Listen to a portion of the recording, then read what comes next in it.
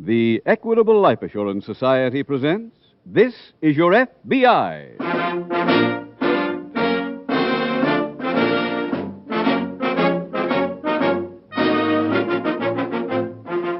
This is Your FBI, the official broadcast from the files of the Federal Bureau of Investigation. Presented transcribed as a public service by the Equitable Life Assurance Society of the United States and the Equitable Society's representative in your community.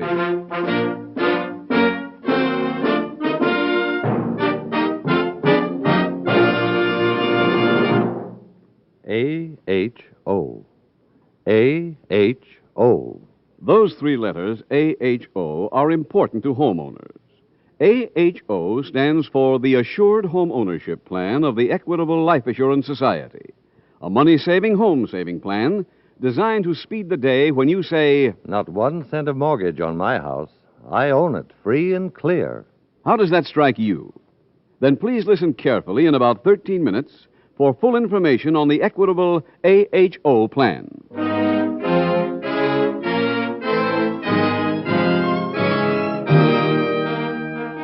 Tonight, the subject of our FBI file, extortion. Its title, The Protection Peddlers.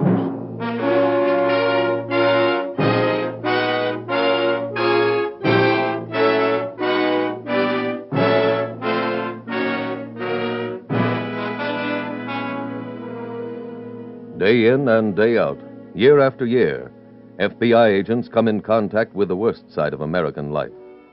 There is always danger that these constant associations with shady and vicious characters might make a law enforcement official lose confidence in human nature in general, might make him cynical, discouraged. Then along comes someone who renews his faith in the essential decency of mankind. He may be a humble, respectable citizen who refuses to be intimidated by racketeers. Or he may be what is known as an honest cop, and they are the vast, vast majority of all policemen, who put public service above self-interest. These people cooperate, testify on behalf of law and order. A tough case is cracked wide open. Another FBI file is closed. It is to these often unrewarded, unsung heroes that your FBI wishes to pay tribute tonight.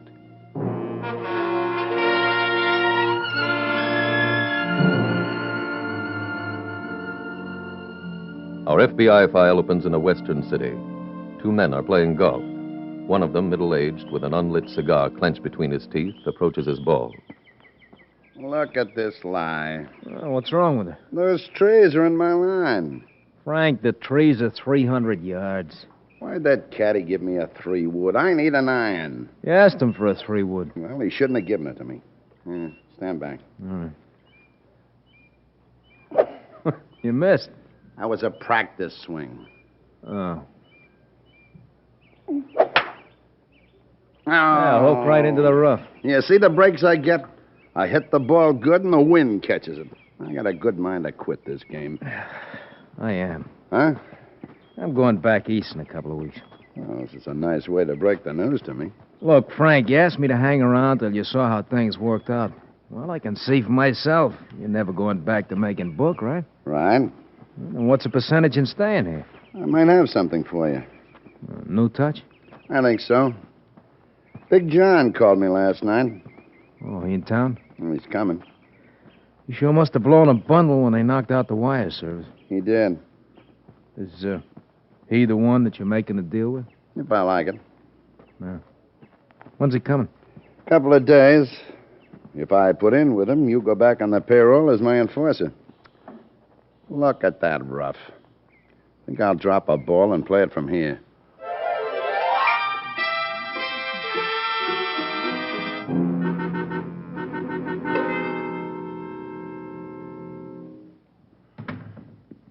Oh, hello, Mr. Wilcox. Afternoon, Marty.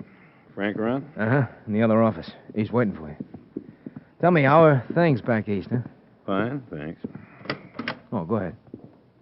Hello, Frank. Hi, John. What are you doing? Little indoor putting practice. That glass is the cup. Hope you got better control of the city council. They're in my pocket, and the police commissioner's one of our political appointees. And I think we can do business. What's the deal? You got a lot of big factories around here. Some of them have 90 or 100 armed guards. Sounds right. My idea is for us to supply the armed guards for the biggest factory in town. Well, that would be Yale Aircraft. What's the angle? The guards are paid $50 a man now. We take over and pay them the same thing, but we charge Yale Aircraft $100 a man. If they got 100 guards, we make a nice profit. That'd be 100 times 55 G's a week. With no investment. Yeah, but Mr. Wilcox, them factories are legitimate outfits. I know that. Well, then why should they pay a yard for a guy when they can hire him direct for 50? He's got a point, John. No, he hasn't. You think bookmakers bought my wire service because they like me? You mean we just walk into Yale Aircraft and show them our muscle? No. We make them come to us. How? You want in? Sure. Hey, I sunk one.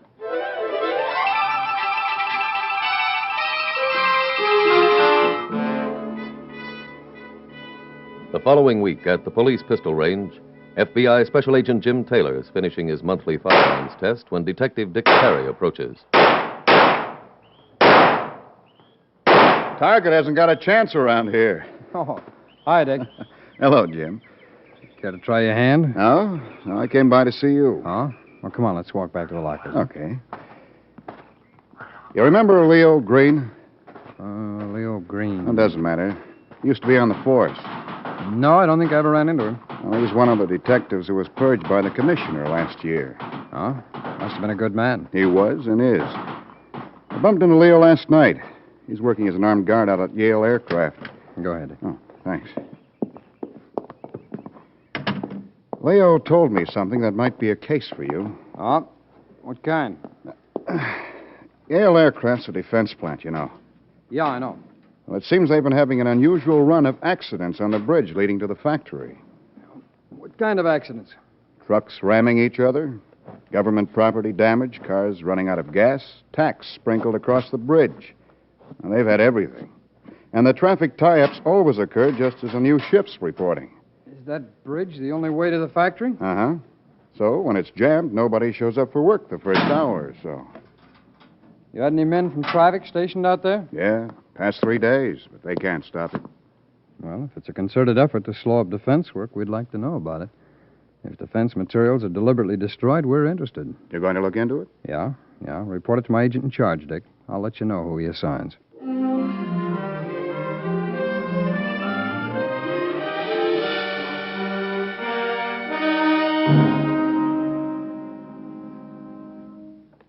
Oh, have a chair, Mr. Taylor. Thank you, Mr. Allen.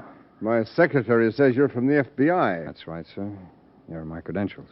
Are you sure I'm the one you want to see? Yes, sir. I'd like some information. As the head of the personnel department or as Ralph Allen? No, this is business, not personal. Oh. I hear your men have had trouble getting to work on time, and materials are being deliberately damaged. Nothing serious. Well, I was told the employees were missing as much as an hour a day. Oh, they did for a few mornings, but that's all been settled. Settled? How? I mean, there were no tie-ups on the bridge this morning. You think there'll be any tomorrow? No. You sound fairly sure. Well, it's not likely we'll have another bad streak of accidents. Well, sir, I'm trying to find out if they were accidents. If there was a deliberate slow-up in production, it's something we'd like to know about. And if defense materials were deliberately destroyed, it's a federal violation. Oh, there was nothing serious. Well, then let me ask you this. If those tie-ups and wrecks on the bridge were deliberate, would you have any idea who might have caused them? No. Had there ever been anything like that on the bridge before? Occasionally. But never one day after another at just about the time a new shift of men was reporting for work. Not that I remember. Oh, I see. If I hear anything around the plant, I'll be very glad to call you. All right. Thanks, Mr. Allen. I'll leave my number with your girl.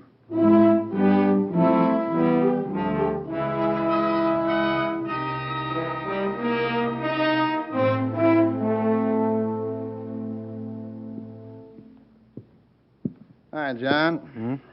Oh, hello, Frank. If you don't mind my using your desk for a minute, I got a few things to sign. Go ahead.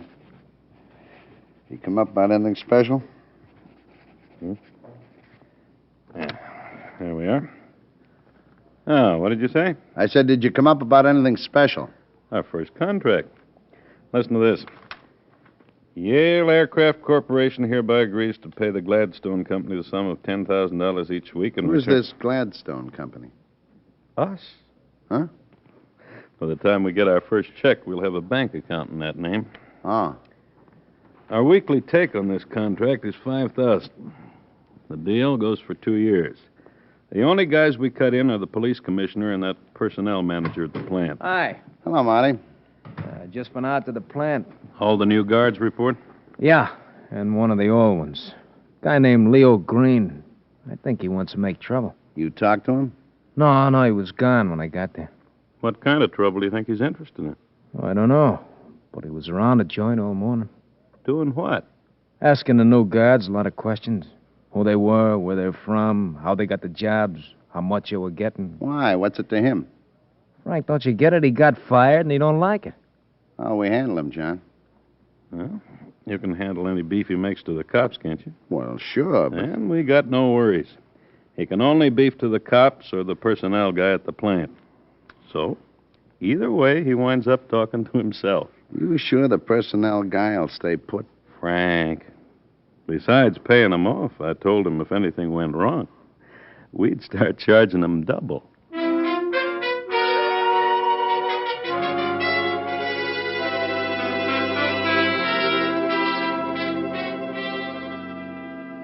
In most cases, no criminal prosecution is possible without a complaining witness, without evidence. That was true in this investigation. The name of Yale Aircraft's personnel director was checked through the files in Washington. He had no criminal record. There appeared no evidence he'd willingly cooperate with lawbreakers against his employer. No evidence until a few days later when Agent Taylor visited police headquarters. Dick, I just called in and got your message. Oh, you get anything on that Yale aircraft case? No, why? Well, I saw Leo Green this morning. Leo was fired. So was every guard out there.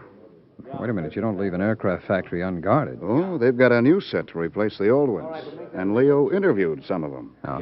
Seems every one of the new guards, at least the ones who talked to Leo, come from Crescent City. They appear to be hoodlums.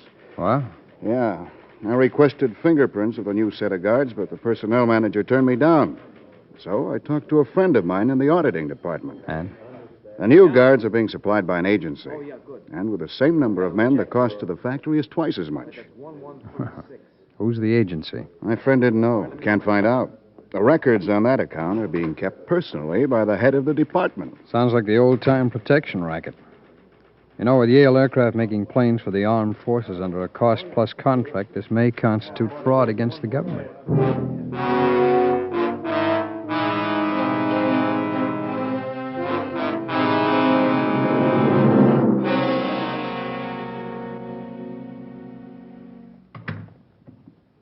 Hi, John. Where's Marty? Out. He'll be back soon. Where'd he go? To see Leo Green. The guy who's been asking those questions? Mm-hmm. I told Marty to give him his job back. Why? For $50 a week, it's better having him on our side. Where you been? A check from Yale Aircraft came in this morning, so I went down and opened an account. You what?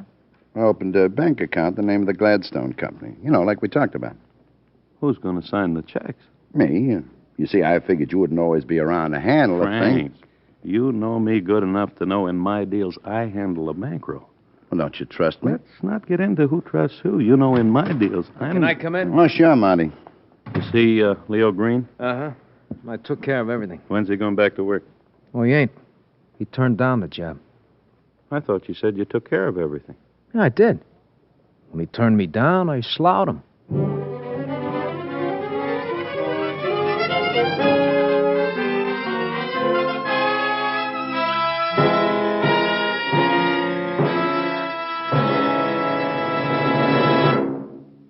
We will return in just a minute to tonight's exciting case from the official file, which shows how your FBI helps promote America's security. And now a quick question for homeowners. How do you spell security in 3 letters? That's an easy one. A-H-O. A for assured, H for home. and O for ownership. The Assured Home Ownership Plan of the Equitable Society. Thousands of families agree that this is America's finest plan of home ownership for 3 very good reasons. Reason number 1. An Equitable AHO plan gives you a way to pay off your mortgage years ahead of time. Right. This plan was created for families who want to get rid of their mortgages as quickly as possible, so they'll soon be able to say, No more mortgage on our house. We own it, free and clear. here's how an Equitable AHO plan can hasten the arrival of that happy day for you. This plan integrates a low-cost first mortgage with life insurance protection, with one monthly payment taking care of both. Thanks to the insurance element, a constantly growing cash loan fund is created. Year by year, the mortgage grows smaller and the cash loan fund larger until it's actually big enough to pay off what's left of the mortgage. This explains how hundreds of AHO families pay off their 20-year mortgages in about 14 years. That's 6 years ahead of schedule. Reason number 2, why you'll want to look into an Equitable Assured home ownership plan. If the owner dies, his widow doesn't inherit a mortgage. She inherits the home, free and clear. That's only half the story. For the Equitable Society not only cancels the mortgage, but also returns to the widow every cent her husband had paid to reduce the principal. Last but not least, an AHO mortgage plan draws interest at only 4%. So for many reasons, a man may consider himself lucky if his health, age, income, and the location of his home enable him to qualify for an Equitable Assured home ownership plan. For full information, see your Equitable Society representative or write care of this station to the Equitable Life Assurance Society. Remember, the sooner you start an Equitable Assured home ownership plan, the sooner you'll be able to say, No mortgage on our home. We own it, free and clear.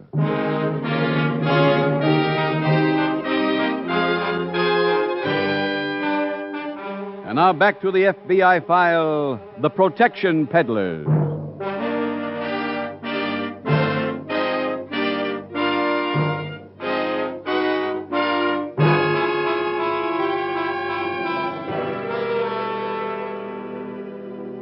There is no denying that in some communities, the local police, the school system, the entire municipal government is under the thumb of a corrupt political machine. However, there are too many people who like to blame everything on corrupt politics and dismiss the situation with that remark. That is the lazy person's way of saying he has not done his civic duty. If your community has corrupt politics, there is something wrong in the makeup of the people who allowed those dishonest men to be voted into power. You, as a good citizen, failed in your duty to go out and work as hard for decent candidates as your enemies worked for theirs. Remember that in a democracy, people get the kind of government they work for. If you're dissatisfied with the political situation in your community, why not get in touch with one of the reputable and civic-minded groups or organizations that are campaigning for better government? Your active support will be welcomed. Tonight's FBI file continues later that day at the FBI field office as Detective Dick Perry approaches. Jim, we've got a new element on the Yale aircraft case. Leo Green was picked up badly beaten out on Route 9. Well, when did this A happen? little while ago. He's at Memorial Hospital being patched up. Have you seen him yet? Doctors won't even let his wife in. Any evidence that the beating was tied into the guard situation out at the plant? Yes. I interviewed Mrs. Green. She says Leo got a phone call from some man who said he could straighten out the situation at the plant and wanted to meet Leo. Mrs. Green know where? Near the factory someplace. She doesn't know who called. No. Well, we still got very little to work on. How about going back to Yale Aircraft? I did. Mr. Allen still won't cooperate. I wish we could figure his angle. No, I think I've got the answer to that, Dick. He's frightened. But if he won't talk, we've got no case. Yeah, maybe we can work another angle. Excuse me. Yeah. Taylor speaking. This is Captain Franklin. Is Detective Perry there? Yes, just a minute, please. It's for you, Dick. It's Captain Franklin. Thanks, Jim. Yes, Captain. Perry, you're off the Yale aircraft case. Huh? Well, who's replacing me? Nobody. The commissioner called and just said to forget it. But, Captain, I... Perry, the commissioner didn't make a request. He gave me an order. I'm just passing it on to you.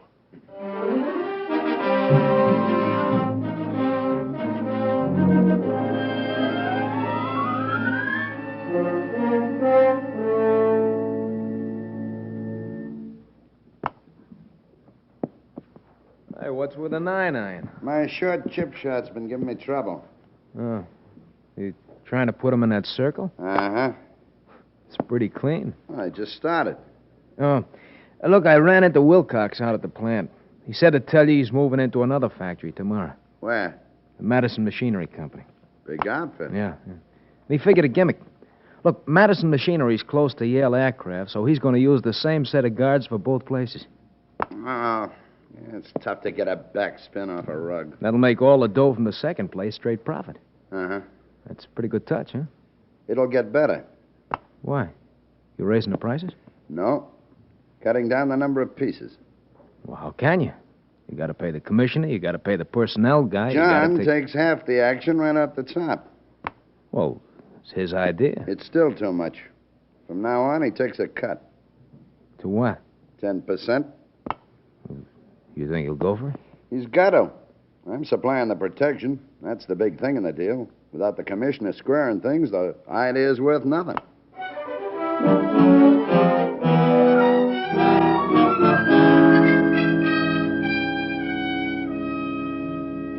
The protection racket is closely akin to extortion. Like extortion, it is almost impossible to aid the victim unless he is willing to cooperate. In this case, Agent Taylor slowly and carefully secured the fingerprints of every new armed guard at the aircraft plant and sent them to FBI headquarters.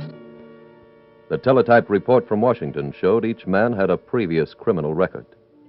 Showed each man had been arrested in Crescent City while working for John Wilcox and his wire service syndicate. Showed circumstantially that Yale Aircraft was being victimized. Again, the personnel director at the aircraft factory was interviewed. Again, he refused to talk. Jim, can you use a black sheep? Meaning you, Dick? Yep. Seems I did a very bad thing. I went to the hospital to visit Leo Green. And? Commissioner heard about it and suspended me for disobeying orders. No, When he said to drop it, he apparently meant I was to forget about being a friend of Leo's. that's too bad, Dick. Yeah. Still working on the case? Yeah, but not making much progress.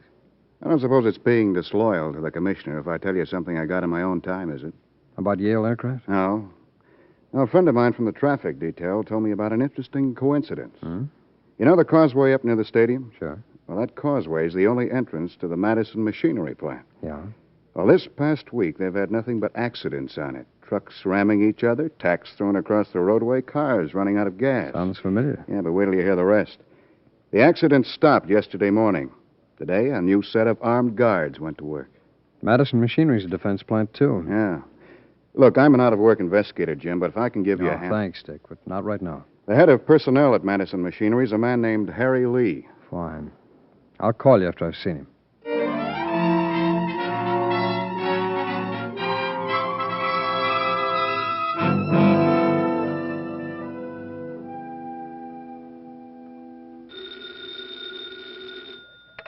Hello? Dick? That's right. Jim Taylor. I went out to Madison Machinery. Oh, how'd you do? Could have saved the time and effort. Oh, was the story about the new armed guards on the up and up? Yes, but that's about all I got.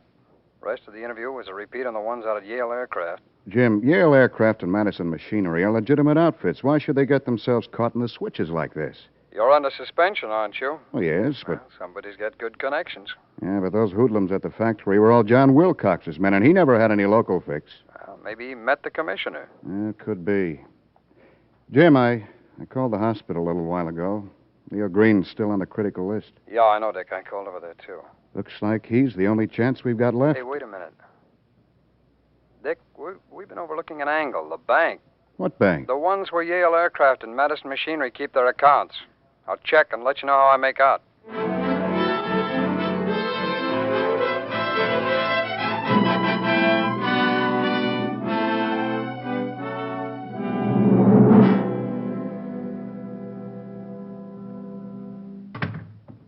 Hello, boys. Hi. Come in, John. Came over to say goodbye. Where you going? Home? Everything's running smooth now. No reason for me to stick around. You know what to do, Frank. Pick up the check at Yale Aircraft on Mondays, the check at Madison Machinery on Thursdays. Uh-huh. Pay the commissioner, personnel men, take your cut, then withdraw the rest in cash each week, and I'll let you know where to send it to me. Marnie? Yeah. You go by the plants each day, so no more trouble breaks out. Okay. John, there's one thing we'd better straighten out before you go. What?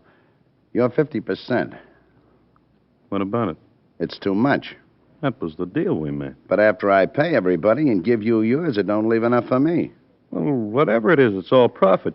You're not investing anything except the time it takes to deposit those checks. John, without the commissioner, the deal wouldn't work. Well, that's why I came to you. And it's why I'm cutting your end.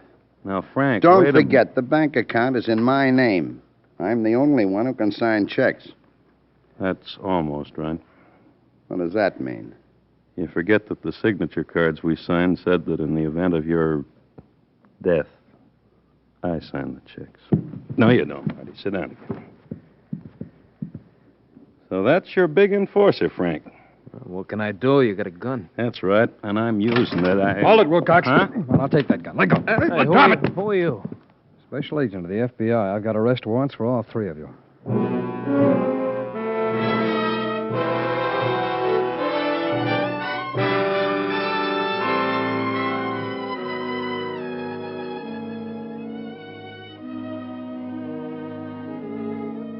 Frank Baker, Marty Mitchell, John Wilcox, and the two personnel managers, Ralph Allen and Harry Lee, were convicted in federal court for conspiracy to defraud the government. When Special Agent Taylor examined the bank records of the two factories, he found that both were paying a firm named the Gladstone Company for armed guard service. He also learned where the Gladstone Company bank account was maintained. An investigation of that account showed canceled checks for payments made to the personnel managers of the factories and also to the police commissioner. Upon seeing that evidence, each man signed a statement implicating Wilcox, Baker, and Marty Mitchell. Confessions from those men led to the arrest and conviction of the corrupt, politically appointed police commissioner and a general house cleaning by the citizens of that community. However, throughout America, there are similar jobs remaining to be done not only by your FBI or any other law enforcement agency, but by you, the people.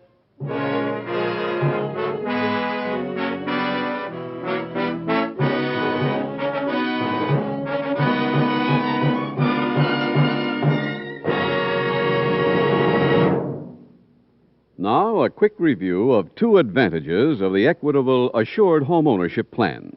First, the mortgage bears interest at only 4%. Second, the plan provides for a cash loan fund that may be used to pay off a 20-year mortgage in about 14 years.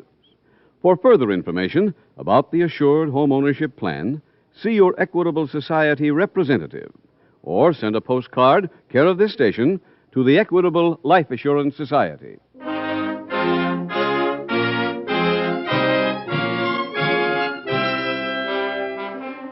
Next week, we will dramatize another case from the files of the Federal Bureau of Investigation. Its subject, grand larceny. Its title, Knockout.